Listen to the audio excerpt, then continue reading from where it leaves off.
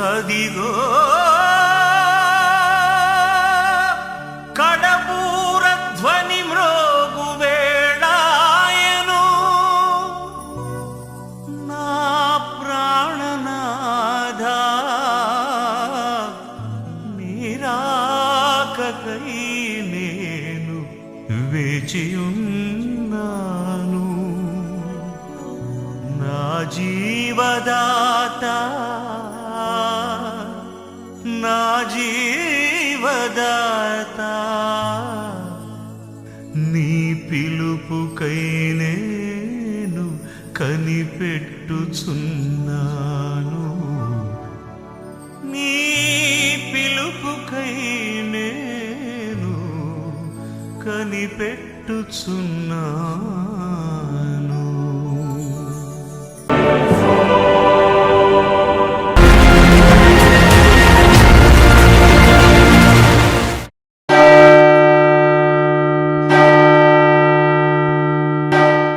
యేసుక్రీస్తు నామములో మీ అందరికీ నా హృదయపూర్వక వందనాలు. బైబిల్ బడే అనే కార్యక్రమాన్ని వీక్షిస్తూ నన్ను ఎంతగానో ఆదరిస్తున్న మీ అందరికీ నా నిండు వందనాలు. యేసుక్రీస్తు యొక్క రెండో రాకడ గురించి మనము నేర్చుకుంటున్నాం. ఈ రెండో రాకడలోనే కొన్ని చాలా ప్రాముఖ్యమైన విషయాలు ఉన్నాయి. దాని గురించి మనం తెలుసుకోవాలి. ఇర్మియా గ్రంథం 1వ అధ్యాయము 4-5 వచనాలు. యెహోవా వాక్కు నాకు ప్రత్యక్షమై ఇలాగ సెలవిచ్చాను, గర్భంలో నేను నిన్ను రూపించక మునిపే నిన్ను ఎరిగితిని, నీవు గర్భం నుండి బయలుపడక మునిపే నేను నిన్ను ప్రతిష్ఠించితిని, జనములకు ప్రవక్తగా నిన్ను నియమించితి. ఇక్కడ ప్రభు అయిన క్రీస్తు మన దేవుడు యిర్మీయాకి దర్శనంలో ఇస్తున్న అద్భుతమైన మాట, నువ్వు గర్భంలో ఉండగానే జనములకు, రాజులకు, ఘనులైన వారికి, ప్రధానులకు నిన్ను ప్రవక్తగా నియమించాను. గనులు నీ ముందు తలదించాలి, రాజులు నీకు వందనం చేయాలి, అధిపతులు నీ కళ్ళ ముందు మోకరించాలి. నువ్వు సింహాసనం మీద కూర్చుంటే మన దేశపు ప్రజలు, అధికారులు నీ ముందు వణుకుతారు. అలా అని నేను నిన్ను గర్భంలో, అమ్మ గర్భంలో వేయక మునిపే నేను నిన్ను ప్రతిష్ఠించుకున్నాను అంటున్నాడు. బైబిల్లోనే చాలా అద్భుతమైన మాటలు ఇందులో ఉంటాయి. ఈ మొదటి వచనంలో అనాతోతులో కాపురమున్న యాజకుల్లో ఒకడైన హిల్కియా కుమారుడైన యిర్మీయా వాక్యములు. అనాతోతు అనే ప్రదేశం ఉంది. ఆ ప్రదేశంలో తల్లిదండ్రులు ఉన్నారు. అంతకుముందు ఎంతోమంది పుట్టారు, చనిపోయారు. కానీ అనాతోతు అనే ప్రదేశము ప్రత్యేకించి లేవీయులకు ఆనాడు యెహోషువ కేటాయించాడు. ధర్మశాస్త్ర ప్రకారంగా మోసే లేవీయులకు అనాతోతు అనే ప్రదేశం లేవీయులకు ఇవ్వాలని మోసే ముందుగానే దాన్ని ప్రకటించి ఆజ్ఞ ఇచ్చి, నువ్వు భూములు పంచేటప్పుడు అనాతోతు ప్రదేశాన్ని యాజకులకు, లేవీయులకు ఇవ్వాలని ఆజ్ఞాపించాడు మోసే. చెప్పినట్లు అనాతోతు ప్రదేశాన్ని లేవీయులకు యెహోషువ పంచిచ్చేశాడు. ఎంతమంది లేవీయులు వచ్చారో, వెళ్ళారో, వస్తున్నారు, వెళ్తున్నారు. కానీ యిర్మీయా లాంటి ఒక ఘనమైన ప్రవక్త అనాతోతు నుంచి రాలేదు. అనాతోతు ప్రదేశంలో ఎంతమంది వచ్చినా ఆ ప్రదేశానికి వెలుగు కానీ ఘనత కానీ తేలేదు. వచ్చారు, ఏదో చిన్న చిన్న పనులు చేసి దేవుని మహిమార్థం జీవించారు, అంతంత మాత్రమే ముగించారు. కానీ యిర్మీయా దగ్గరికి వచ్చేటప్పుడు ఈ ప్రదేశం గురించి ప్రత్యేకంగా రాయబడింది. ఈ ప్రపంచంలో ఎంతోమంది క్రైస్తవులు ఉన్నారు. అందులో మీరు ఒకరు, నేను ఒకడినే. ఈ వాక్యం వింటున్న మీరున్న ప్రదేశం అనాతోతు అనే ప్రదేశంగా మీరు భావించుకోండి. ఇప్పుడు నేను కూడా అనాతోతు వంశానికి చెందినవాడిని అయితే కాదు, మీరు కాదు. కానీ అనాతోతు అనే ప్రదేశానికి ఒక ఘనత రావాలి, వెలుగు రావాలి, సమాజం మార్చబడాలి, మీ కుటుంబం మార్చబడాలి, మీ సంఘం ఆచరించబడాలి, నూతనంగా అనేకులు సంఘంలోకి రావాలి, మీ ప్రదేశం అంతా కూడా విశాలపరచబడాలి, ఆచరించబడాలి, దేవునికి మహిమ రావాలి. అంటే మీరు ఉన్న ప్రదేశం కూడా అనాతోతు అనే ప్రదేశంతో సమానం. మిమ్మల్ని దేవుడు ఇర్మియా ఏ రూట్లో అయితే ఉన్నాడో అదే కేటగిరీలో మిమ్మల్ని కూడా పెట్టి ఉంటాడు. లేక మరొక ఆలోచన ఆయనకు ఉంది. ఈ ప్రపంచంలో ప్రతి క్రైస్తవుడికి ఒక ప్రత్యేకమైన ప్రణాళికలో దేవుడు వేసి ఉంచాడు. ఆ ప్రణాళికలో నువ్వున్నావు, నేనున్నాను. అయితే మనం గుర్తించాం, మన ప్రణాళిక ఏంటని మనం గుర్తించాం. యేసుప్రభు నమ్ముకున్నాం, ప్రార్థిస్తాం, శిలువ గుర్తు వేసుకుంటాం, గుడికి వెళ్ళిపోతాం, వచ్చేస్తుంటాం, మామూలుగా తినడం త్రాగడం మన పని మనదే. సేవకుడు అనుకోండి, ఆయన సేవ ఆయన చేసుకుంటాడు. విశ్వాసులు అనుకోండి, వాళ్ళ పనులు వాళ్ళు చేసుకుంటారు. ఇంకా ఇంట్లో ఉన్న పనులు పిల్లలు కామన్, ఇంకా ఎవరి పనులు వాళ్ళు చేసుకుంటారు. కానీ బైబిల్ గ్రంథం ఇర్మియా ఏం చెప్తుందంటే అదంతా కరెక్ట్ కాదు. నేను ఏదైతే చెప్పానో అదంతా కామన్ అంతే. కానీ అదనంగా మరొక పని ఉంది మన అందరికీ. యేసుక్రీస్తు ద్వారాగా రక్షించబడ్డ మీకు, కృప ద్వారాగా రక్షించబడ్డ మన అందరికీ ఒక్కొక్క తలాంతు ఇచ్చాడు. కొంతమంది తలాంతులు ఏం చేస్తారంటే లాకర్లో గోల్డ్ పెట్టి వదిలేస్తారు. కొంతమంది చెప్పకుండా చచ్చిపోతారు, అది గవర్నమెంట్ పాలైపోద్ది. కొంతమంది 10 లక్షలు ఫిక్స్డ్ డిపాజిట్ చేసి చనిపోతారు, అది ఎవరికీ తెలియదు. ఆటోమేటిక్గా అది కూడా గవర్నమెంట్ పరం అయిపోతుంటుంది. అయితే ఈనాడు క్రైస్తవులందరికీ కూడా దేవుడు కొన్ని తలాంతులు ఇచ్చాడు. వాళ్ళు గమనించడం లేదు. అలాంటి తలాంతులు ఏమున్నాయో అనేది ఇప్పుడు నేను బయటకు తవ్వుతున్నాను, దయచేసి మీరు గమనించాలి. మీకు పాట పాడే తలంతు ఉంది. అయితే మీరు పాటలే పాడుతూ ఉండిపోవడం కరెక్ట్ కాదు. సువార్త ప్రకటించే తలంతు కూడా మీకు ఉంది, అక్కడతో ఆగిపోకూడదు. ఆరాధన చేసే తలంతు కూడా ఉంది, ఇంకా చాలు అనుకోకూడదు. నీవు వాక్యము ప్రకటించే సామర్థ్యాన్ని దేవునికి ఇచ్చాడు, అంగలార్చే సామర్థ్యానికి ఇచ్చాడు. రోగుల కొరకు ప్రార్థిస్తే స్వస్థపరిచే వరాన్ని కూడా దేవుడు నీకు ఇచ్చాడు. కృంగిపోతున్న వాళ్లకు ఆదరణిచ్చే వాక్యాన్ని నీ నోట్లో పెట్టాడు. ఆకలితో ఉన్న వాళ్ళకి అన్నం పెట్టడానికి, వస్త్రహీనులకు బట్టలు ఇవ్వడానికి, ఆర్థిక ఇబ్బంది పడ్డ వాళ్ళకి డబ్బిచ్చి బిడ్డగా నిన్ను ప్రత్యేకించుకున్నాడు. అది ఎలా సాధ్యం బ్రదరు అని నువ్వు అంటావా? అదే ఈరోజు ఈ వాక్యం నువ్వు జాగ్రత్తగా వినాలి. ఈ వాక్యంలో 4-5 వచనాలు. యెహోవా వాక్కు నాకు ప్రత్యక్షం ఎలా సెలవిచ్చాను, గర్భంలో నేను నిన్ను రూపింపబడక మునిపే నేను ఎరిగితిని, నీవు గర్భం నుండి బయలు పడక మునిపే నేను నిన్ను ప్రతిష్ఠించితిని. ఓకే, 8వ వచనం. వారికి భయపడకము, నిన్ను విడిపించుటకు నేను నీకు తోడై ఉన్నాను, ఇదే యెహోవా వాక్కు. 9వ వచనం. అప్పుడు యెహోవా చేయి చాపి నా నోటిని ముట్టి ఇలాగ సెలవిచ్చును, ఇదిగో నేను నీ నోట నా మాటలు ఉంచి ఉన్నాను. చూసారా, ఈరోజు వాక్యం చదవలేని వాళ్ళు ఎవరున్నారు? చదువుతా లేదనంటే నువ్వు దేవునికి అన్యాయం చేస్తున్నావు. బైబిల్ గ్రంథం ఒకసారి కూడా చదవకుండా నేను క్రైస్తవుని అనుకున్న వాళ్ళు దేవునికి అన్యాయం చేస్తున్నారు. నువ్వు ప్రతి ఉదయము బ్రేక్ఫాస్ట్కి ముందే బైబిల్ చదవాలి. నువ్వు అది చదువుతా లేదు, ధ్యానించడం లేదు, ఆరాధించడం లేదు, త్వరగా లేచి మోకరించి ప్రార్థన చేయడం లేదు అని అంటే నీవు ఆర్థికంగా ఇబ్బంది పడతావు. అందుమూలంగా కొన్ని రోగాలు నేను తరుగుతాయి, అవమానాలు తరుగుతాయి, నిందలు తరుగుతాయి. ఎందుకు తరుగుతాయి? నీ నోట్లో దేవుని వాక్యం ఉంది, నీ కళ్ళల్లో దర్శనం ఉంది, నీకు మంచి తెలివితేటలు ఇచ్చాడు, చదువు ఉంది, రాయగలవు. కానీ ఏది కూడా నువ్వు సద్వినియోగం చేయడం లేదనంటే నువ్వు దేవునికి అన్యాయం చేస్తున్నావు. కాబట్టి ఆ అన్యాయం నిన్ను చీకట్లోకి, అవమానాల్లోకి, రోగాల్లోకి, ఆర్థిక సమస్యలోకి నెట్టుకొని తీసుకెళ్ళి నువ్వు బైబిల్ చదవడం ద్వారాగా, ధ్యానించడం ద్వారాగా, అవతల వాళ్ళకి నీ ఫ్రెండ్స్కి చెప్పడం ద్వారాగా, వారిని దేవుళ్ళకి నడిపించడం ద్వారాగా నువ్వేం చేస్తున్నావు? వాక్యానికి, నిన్ను పిలిచిన దేవునికి న్యాయం చేస్తున్నావు. కాబట్టి నీ సరిహద్దులు దేవుడు ఏం చేసుకుంటూ వెళ్తాడు? నీకు తెలియకుండా విశాలపరుచుకుంటూ వెళ్తాడు. నీ విరోధులను నీ నుండి దూరం చేస్తాడు. నీ అవమానాలు, నీ కష్టాలు, నీ రోగాలు నీకు తెలియకుండా ఆయన ఏం చేస్తాడు? తొలగించి ఆరోగ్యము, బలము, ధైర్యము, పరిశుద్ధాత్మ శక్తి, అభిషేకము, ఆయనలో ఉన్న ప్రభావం నీలో పెడతాడు. నీ జీవితంలో మర్చిపోకు, ప్రార్థన చేసినప్పుడు 3 విషయాలు ఎప్పుడు అడుగు. ప్రభా, 100 నాకు పరిశుద్ధాత్మతో నింపు. 10% కాదు. నువ్వు ఇప్పుడు పరిశుద్ధాత్మ నీకు ఉంది, కేవలం 10%. 100% ఉందనుకోండి, అప్పుడు నీ ఆలోచన అంతా దేవుని మీద ఉంటుంది. మోకరించకుండా ఉండలేవు, చదవకుండా ఉండలేవు, ధ్యానించకుండా ఉండలేవు, గుడికి వెళ్ళకుండా ఉండలేవు. పరిశుద్ధాత్మ నడిపింపుకి నువ్వు ఎప్పుడైతే దూరం అయిపోతావు, అప్పుడు రాను రాను గుడికి ఏమైపోతుంటావు, లేటుగా వెళ్తుంటావు. లేటుగా వెళ్ళే వాళ్ళందరూ ఏమైపోయారు? దేవుళ్ళలోంచి తప్పిపోయారు, దేవుని సన్నిధిలోంచి తప్పిపోయారు. వెళ్ళకపోతే బాగోదు అని వెళ్తారు. అంటే దేవుని ఆత్మ వీరిని ఏం చేసింది? ఎడబాసింది. సంసోన్ని దేవుని ఆత్మ ఎడబాసిందంట, న్యాయపత్రులు ఉంది. అతను అనుకున్నాడు దేవుని ఆత్మ అతను ఎడబాసిందన్న సంగతి తెలియలేదు. అసలు విషయం చెప్పేశాడు. అతను ఏం చేయబడ్డాడు? కళ్ళు తీసివేయబడ్డాడు. అతని తలంతా తీసేసి గుండు కొట్టించేశారు. ఏమైపోయాడు? ఫిలిష్తీయులకు బానిసైపోయాడు. ఎందుకని?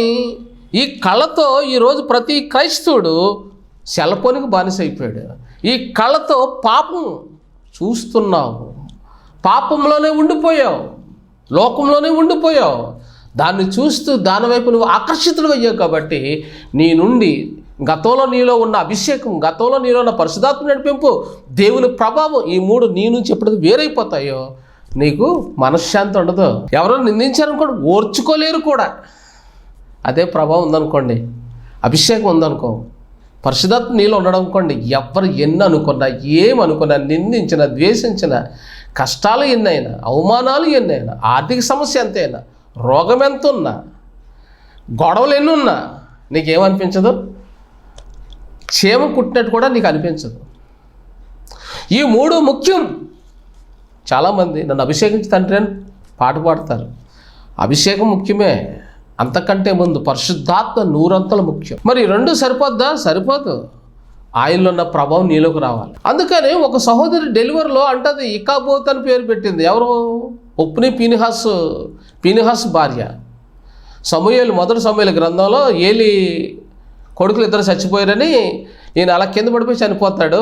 తన కోళ్ళు డెలివరీ అయ్యేటప్పుడు అప్పుడు మంత్రసాలు అంటారు, అమ్మ నువ్వు భయపడకో, కొడుకును కన్నావు అన్నప్పుడు కోడలు ఏమంటుందంటే, ఏలి కోడలు, ఇతని పేరు ఇకాబోతు. అంటే దేవుని ప్రభావం దేవుని ప్రజల్లోంచి వెళ్ళిపోయింది.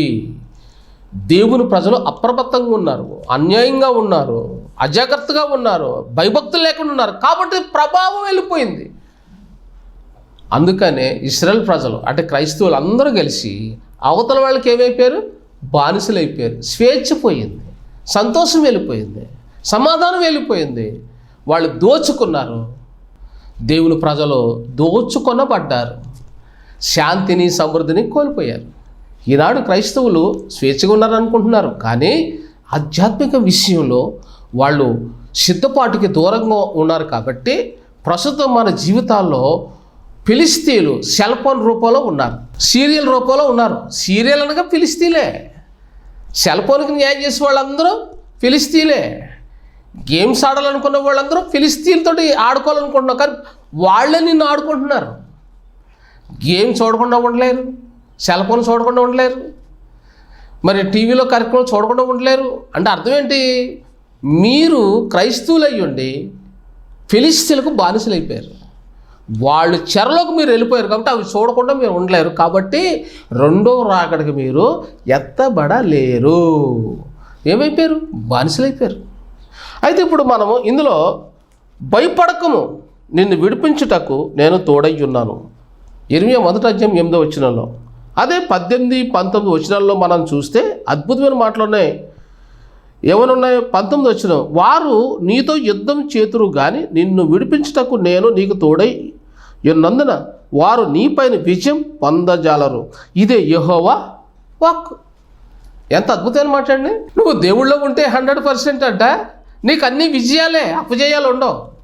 చూసేవాళ్ళకి నువ్వు కరువులో ఉన్నట్టు, కష్టాల్లో ఉన్నట్టు, బాధల్లో ఉన్నట్టు అనిపిస్తుంది. కానీ అవన్నీ నీ వెనకాతల ఆశీర్వాదాలు, కిరీటాలు అవుతాయి. దేవుడు నీకు ఇచ్చే బహుమతులు అవుతాయి. అయితే ఇందులో 11వ వచనం ఒక మాట చదివితే మనకి ఒక ప్రత్యేకమైన మాట ఇందులో రాయబడి ఉంది. మరి యెహోవా వాక్కు నాకు ప్రత్యక్షమే, ఇర్మియా నీకేమి కనబడుచున్నదని సెలవిచ్చాను. అందుకు బాదమ చెట్టు చొవ్వ కనబడుచున్నదని నేను అనగా, ఇక్కడ బాదమ చెట్టు గురించి వ్రాయబడింది. అసలు బాదం చెట్టు గురించి ఏం రాశాడు ఇక్కడ, ఎందుకు రాశాడు అని అంటే, బాదం చెట్టు గురించి బైబిల్లో అద్భుతమైన మాటలు ఉన్నాయి. బాదం చెట్టు దేనికి సాదృశ్యంగా ఉంది? ఇంద్రధనుసుకు సాదృశ్యంగా ఉంది. అందులో 7 రంగులు ఉన్నాయి. 7 ప్రార్థనలు, 7 ఆరాధనలు. కొన్ని సంఘాల్లో 7 ప్రార్థన చేయవచ్చు. కొన్ని సంఘాల్లో 7 అనేది. యేసుప్రభు వారు రొట్టెలు చేపలు పంచిపెట్టేటప్పుడు అన్యజనులకు రొట్టెలు పంచిపెట్టినప్పుడు 7 గంపలే మిగులుతాయి. ఇజ్రాయెల్ ప్రజలకు, ఆశీర్వదించబడిన ప్రజలకు రొట్టెలు చేపలు పంచిపెట్టినప్పుడు 12 గంపలు మిగులుతాయి. అదేంటి? చేపలు కొన్ని, రొట్టెలు 5, కొన్ని సందర్భాల్లో 7 రొట్టెలు, కొన్ని చేపలు. సరే అనుకుందాం, ఒక 10 రొట్టెలు, ఒక 20 చేపలు ఉదాహరణగా అనుకుందాం. అవి కొన్నే, 10 మంది కూడా సరిపోవు. కానీ దేవుడు ఆశీర్వదించి పంచిపెట్టినప్పుడు అన్యజనుల మధ్యన 7 మిగిలే. దేవుని ప్రజల మధ్యన, ఆశ్రయించబడిన ప్రజల మధ్యన పంచిపెట్టినప్పుడు 12 మిగిలే. 12 అనగా అధిక సంఖ్య, 7 అనగా ఇంద్రధనుస్సు. జలప్రలయం తర్వాత నోవాహుతో దేవుడు చేసిన వాగ్దానం ఇంద్రధనుస్సు. ఇక్కడ ఇర్మియాను దేవుడు దేనికి పోల్చి మాట్లాడుతున్నాడంటే బాదము చువ్వ. ఈ బాదము చెట్టు అనేది వసంతకాలం వచ్చినప్పుడు చెట్లన్నీ కూడా చిగురిస్తాయి. అలా చిగురించేటప్పుడు మొట్టమొదట పూల చెట్ల కంటే, నారింజ చెట్ల కంటే ఏ చెట్టు అయితే ఉందో, అంటే ఒలివ చెట్టు ఉన్నాయి, అంజూరపు చెట్లు ఉన్నాయి, ఇంకా శ్రేష్టమైన చెట్లు ఎన్నో ఉన్నాయి, ద్రాక్ష కూడా ఉంది. మన దేశంలో రకరకాల మొక్కలు ఉన్నాయి, రకరకాల పూల మొక్కలు ఉన్నాయి. అయితే మీరు ఒక సత్యం తెలుసుకోవాలి. అన్ని మొక్కల్లో కల్లా మొదటి స్థానం బాదము చెట్టు చిగురించడం మొదలు పెడుతుంది. ఇది ఎప్పుడైతే ఈరోజు చిగురించిందో అప్పుడు రేపు ఉదయం నుంచి మిగతా మొక్కలన్నీ చిగురించడం మొదలు పెడతాయి. అందుకని ఇక్కడ బాదము చెట్టు అన్నాడు. బాదము చువ్వ అంటే నువ్వు ఎప్పుడైతే చిగురిస్తావో, నువ్వు ఎప్పుడైతే దేవుళ్ళో ఫలిస్తావో, ఆధ్యాత్మికంగా ప్రార్థనలో, విజ్ఞాపనలో, దేవుని సన్నిధిలో మనం ఎప్పుడైతే ముందుంటామో, బాదమ చువ్వ, బాదమ చెట్టు అంటే ఏమిటి అనేది మనకి బైబిల్లో సంఖ్యాకాండం 17వ అధ్యాయం 8వ వచనం. మరునాడు మోసే ప్రత్యక్ష గుడారంలోనికి వెళ్ళి చూడగా లేవి కుటుంబముదైన అహరోను కర్ర చిగిర్చి ఉండెను. అది చిగిర్చి పువ్వులు పూసి బాదము పండ్లు గలదాయను. కర్ర ఎండిపోయింది. రాత్రి దేవుని సన్నిధిలో పెట్టారు. ఉదయానికి చిగురించింది. 2 పువ్వులు పూసింది. 3 బాదమ కాయలు కాసింది. ఇది చాలా విచిత్రమైన విషయం. నీవు ఒక కొమ్మవు, క్రీస్తులో అంటుకట్టుపడ్డావు. అయితే నువ్వు ఫలించాలంటే గుడికి వెళ్ళాలి, ఆరాధనకి వెళ్ళాలి. అది ఒక్క ఆరాధన పనికిరాదు, ఒక్క ఆరాధన సరిపోదు. నువ్వు ప్రతి దినము దేవుని సన్నిధిని ఆశ్రయించాలి. సంఘాల్లో ఇదివరకు నాకు తెలిసినంత మట్టుగా 3 ఆరాధనలు ఉండి, ఒకటి శనివారం లేదా శుక్రవారం ఉపవాస ప్రార్థన, ఆదివారం ఆరాధన కావాలి, ఒక తరబీదు కూడిక ఉండేది. ఈ 3 ఆరాధనలు పూర్వం అంటే 50 ఏళ్ళ క్రితం ఉండి, కానీ ఇప్పుడు 3 కాదు, ప్రతి దినం కూడా ఆరాధన పెడుతున్నారు. ఎందుకని? రాకడ దగ్గరికి వచ్చింది కాబట్టి. ట్రైన్లో ప్రయాణం చేసేవాళ్ళు చాలామంది విశ్రాంతి తీసుకుంటారు. ట్రైన్ దగ్గరికి వచ్చేస్తుంటాడు, అందరూ లేచి ఏం చేస్తారు? ఎదురు చూస్తూ ఉంటారు. ఆ ఎదురు చూపే ప్రతి దినము నువ్వు దేవుని సన్నిధిలో ఉండాలి, ప్రతి దినము వాక్యముతో ఉండాలి, ప్రతి దినము సేవకులతో కలిసి ఉండాలి. ప్రతి దినము అసలు ఆదివారానికే పరిమితంగా వెళ్ళి 6 రోజులు నీ పనులు నువ్వు చేసుకుంటే ఖచ్చితంగా నువ్వు విడబడతావు. ఖచ్చితంగా నువ్వు రెండో రాకడికి ఎత్తబడలేవు. నువ్వు ఎత్తబడే గుంపులోకి చేర్చబడాలంటే నువ్వు చిగురించాలి. పువ్వులు అనగా సువాసన, పరిమళ వాసన, నీ ఆరాధన ధూపాన్ని దేవుడికి ఇవ్వాలి. నువ్వు కాయలు అంటే నీ జీవితము ఆశీర్వాద భరితంగా మార్చబడి అనేకులకు మాదిరిగా నువ్వు ఉండాలి. అసలు ఇర్మియా జన్మించినప్పుడు అక్రమ రాజకీయం కాలంలో ఆయన జన్మించాడు. అంత ఆ ఊరంతా రాజకీయంతో, అక్రమంతో, అబద్ధాలతో, మోసాలతో, ప్రవక్తలు సహితం, యాజకులు సహితం అబద్ధాలు ప్రవచించే వాళ్ళు ఉన్నారు. ఒక్కడో నీతిమంతుడు లేడు, దేవుని పక్షంలో నిలబడ్డ యథార్థపరుడు ఒక్కడో లేడు.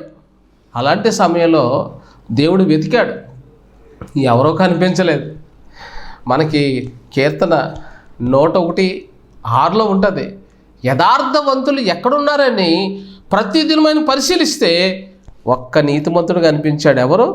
యిర్మీయా. ఈరోజు నిన్ను కూడా యిర్మీయాలాగే చూస్తున్నాడు. సహోదరి, నిన్ను కూడా ఒక ఎస్తేర్లాగా చేయాలని ఆశపడుతున్నాడు. యిర్మీయాలాగే, ఎస్తేర్లాగే కలత చెందేవాళ్ళు ఈ లోకంలో లేరా? ఉన్నారు. వాళ్ళకి మార్పు లేదేంటి? వాళ్ళు గుడికి వెళ్తున్నారు, అయ్యో వాళ్ళు ఎందుకు రోగాలతో ఉన్నారు, వాళ్ళు ఎందుకు అప్పుల పాలైపోయారు, వాళ్ళు క్రైస్తవులు కాదా? అవును, వాళ్ళు క్రైస్తవులే, కానీ వాళ్ళలో ఏమీ లేదు, మారు మనసు లేదు, మారు మనసుకు తగిన ఫలము లేదు, ఇంద్రధనుస్సు లేదు, దేవుని వాగ్దానం లేదు, ఆశీర్వాదం లేదు. అందుకనే వాళ్ళు కష్టాల్లో, అవమానాల్లో, రోగాల్లో, ఆర్థిక సమస్యల్లో వెళ్తున్నారు. వాళ్ళకి దేవునితో సంబంధం లేదు, ఆరాధనలో పట్టు లేదు, విజ్ఞాపనలో విశ్వాసం లేదు, నమ్మకం లేదు. అందుకనే వాళ్ళు దరిద్రత అనిపిస్తున్నారు. నిజం ప్రియులారా, ఇక్కడ చూడండి, మనం చాలాసార్లు వాక్యం ప్రకటించేటప్పుడు ఒలివ మొక్క, ఖర్జూరం, అది ఇది, ఇంకా అంజూరపు చెట్టు, ఇక్కడికి వెళ్ళిపోతాం. నిజం చెప్పాలంటే యిర్మీయా గ్రంథంలో బాదం చెట్టు గురించి మాట్లాడుతున్నాడు.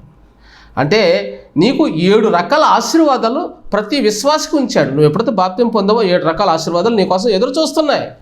1, నువ్వు ఫలించాలి ఆర్థికంగా. 2, నువ్వు దీవించబడాలి. 3, నువ్వు ప్రార్థిస్తే రోగులు స్వస్థపరచబడాలి. 4, నీకు దేవుడు సాక్ష్యం ఇచ్చే వరం ఇచ్చాడు. 5, నువ్వు చెబితే అగ్ని దిగొచ్చి అభిషేకించబడే సామర్థ్యం దేవుడికి ఇచ్చాడు. 6, నీ నోట్లో సువార్తను పెట్టాడు. క్రీస్తును, శిలువను పరిచయం చేయడం నీ నోట్లో పెట్టాడు. నీ కళ్ళల్లో దర్శనం ఉంచాడు. 7 రకాల వరాలు నీకు ఇచ్చాడు. నువ్వు అన్నీ పక్కన పెట్టి నీకు నచ్చినట్లు వెళ్ళిపోతున్నావు. కాబట్టి అవన్నీ ఏమైపోతున్నాయి? పాడైపోతున్నాయి. మంచి బిర్యానీ మీ ఇంట్లో ఉంది, మంచి జ్యూసు ఓ పక్కన ఉన్నాయి. అయ్యా జ్యూస్ ఉంది, బిర్యానీ ఉంది, కానీ ఒక్కడవే. నీ దగ్గర ఉన్న బిర్యానీ 100 మందికి, అది పెడితే తింటారు, నువ్వు పెట్టలేదు, ఏమైపోతుంది? పాడైపోతుంది. ప్రతిరోజు దేవుడు నీకు గొప్ప శ్రేష్టమైన వాక్యాన్ని నీకు చూపిస్తూ ఉన్నాడు, నిన్ను దర్శిస్తూ ఉన్నాడు, నీ ముందు పెడుతూ ఉన్నాడు. అయితే నువ్వేం చేస్తున్నావు? రాసుకుంటున్నావు. కొందరైతే రాసుకోరు, వదిలేస్తారు, అంతే. అది ఏమైపోతుంది? పాడైపోతుంది. కాలం వృధా అయిపోతుంది. కాలం కొంచెమే, వచ్చుచున్నవాడు ఆలస్యం చేయకుండా వస్తున్నాడు.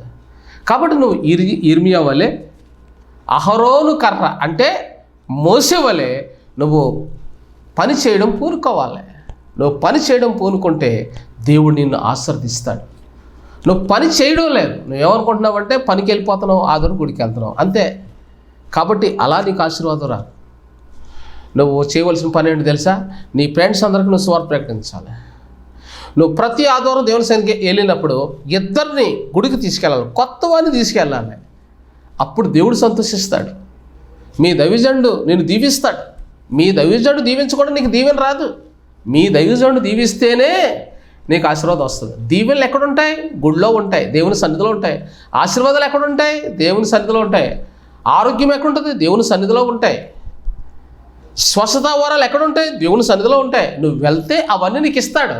నువ్వు వెళ్ళకుండా ఆదివారం ఒక్కరోజే పరిమితంగా వెళ్ళి వచ్చేస్తుంటే ఇవన్నీ నీ వెంట రావు. నీ కష్టాలు, కడగండ్లు అలాగే ఉంటాయి. కాబట్టి యిర్మీయా నోట్లో దేవుని వాక్యం పెట్టినట్టు, యిర్మీయా కళ్ళలో దర్శనం ఉంచినట్లు ఈరోజు నీ కళ్ళలో దర్శనం ఉంది.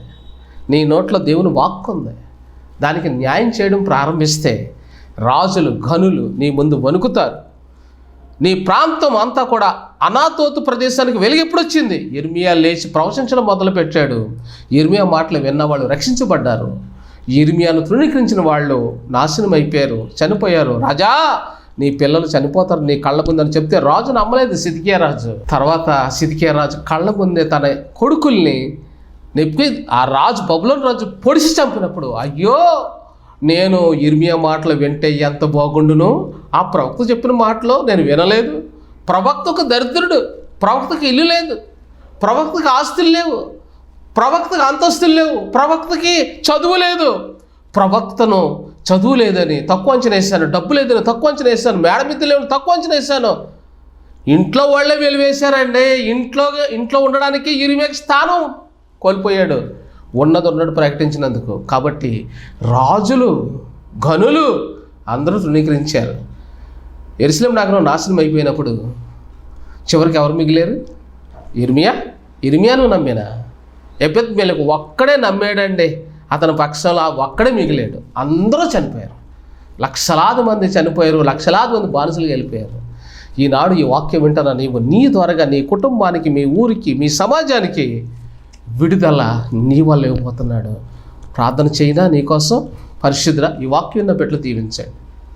ఇర్మియాలో ఉన్న ప్రత్యక్షత, ఇర్మియాలో ఉన్న అభిషేకం, ప్రభావం, పరిశుద్ధాత్మ నడిపింపు, దర్శనం ఈ వాక్కు విన్న వాళ్ళందరికీ ఇచ్చి నీ రాకడ కొరకు సిద్ధపరచండి. యేసు పరిశుద్ధ నామములో ప్రార్థిస్తున్నాం తండ్రి, ఆమేన్. కాలం నీతో ఆగదు, సమయం నీతోనే ఉండదు. కాలం నీతో ఆగదు, సమయం నీతోనే ఉండదు. పరుగులు తీస్తుంది, ఉడకలు వేస్తుంది, దేవుడు చెప్పిన ఆజ్ఞను పాటిస్తూ ఉంది. సోమరి ఎందాక ఊరుకుందు, కాలమే పరుగులు తీయగ ఉరకలు వేయగ. కాలం నీతో ఆగదు, సమయం నీతోనే ఉండదు.